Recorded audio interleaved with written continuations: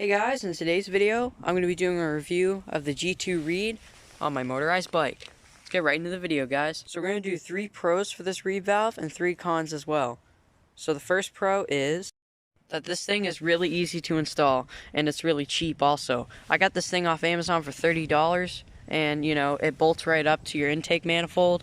It doesn't take too much hardware to do so. It comes with all the 4 Allen keys along with a gasket to go along with it. The second pro to this Reed valve is it, bolts up to your standard NT style carb, so you won't have any issues as far as getting it to work properly. The third pro is kind of specific to the G2 Reed. Now the OZ Reed and the Dia Reed take a little more time to set up properly, but this Reed valve along with a windowed piston will work pretty dang nice. Okay, so now we're going to do 3 cons. So the first con I see right out of the gate is you definitely have to do a little research as far as getting it to work right. Now, even though it does bolt up and theoretically you could run it this way, you're not going to get any extra power.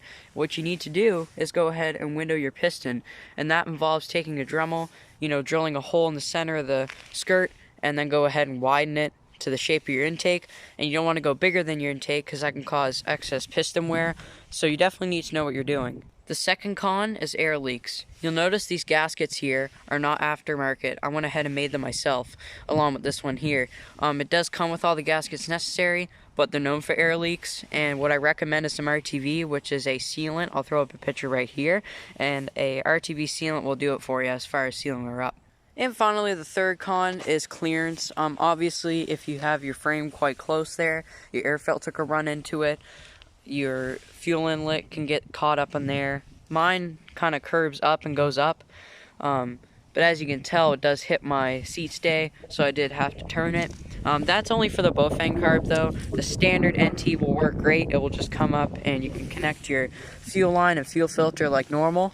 But there's not much, cons to this, engine setup along with this Reed. This engine works really great along with all the other upgrades. It's probably making around 4 to 5 horsepower, and that's a lot for a motorized bike engine. Now, this is kind of a side note because I know the pros and cons make it easy, but there is one big issue. If you don't have a real exhaust like this one, unfortunately the Reed valve is not going to go on and work like you think. You can even window your piston, you can put boost ports in, but you don't have this high flowing exhaust with the scavenging effects that makes it go back into the cylinder. The Reed valve is not going to take advantage of it, and what you're going to end up with is a really boggy engine. So what I recommend is this exact pipe. I'll throw up a link or a picture. It's an MZ65 clone along with just a standard silencer that I went ahead and cut. It's a stock one and it works awesome. I have a moped one as well. That one broke, but it sounded just as good as this. And yeah, you need a real exhaust. The jog pipe is another option.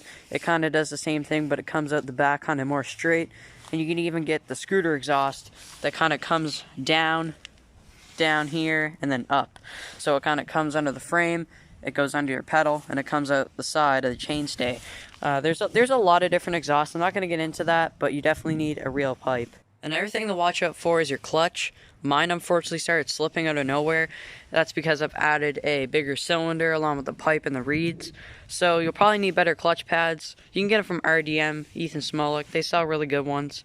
That's probably what I'm going to do in the future for sure. And that's the 101 on the G2 Reed setup. Alright, so you guys have heard me talk about this thing for enough. Now, see how she runs.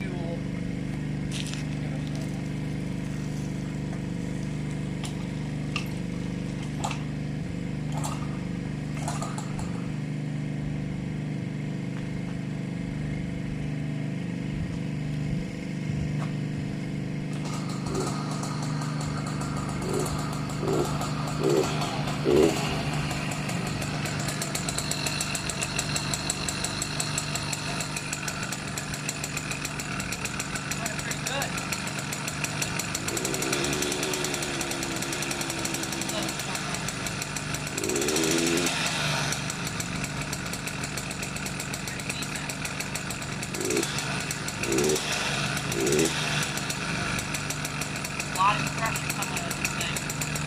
The idle's great too. The idle's great, no air leaks whatsoever. I'm really happy how the Reed valve went on.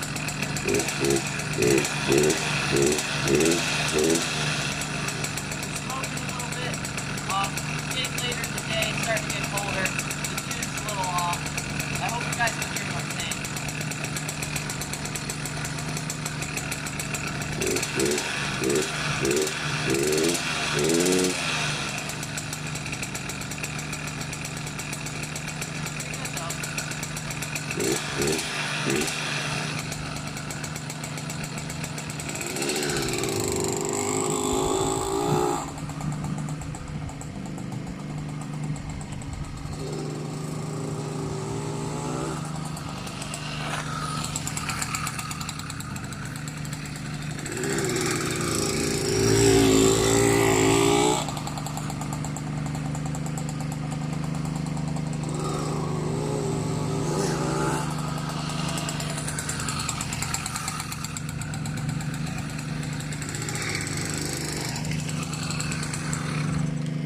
Alright guys, so as you can see, it has some pretty good get up and go, and I'm really happy with the outcome.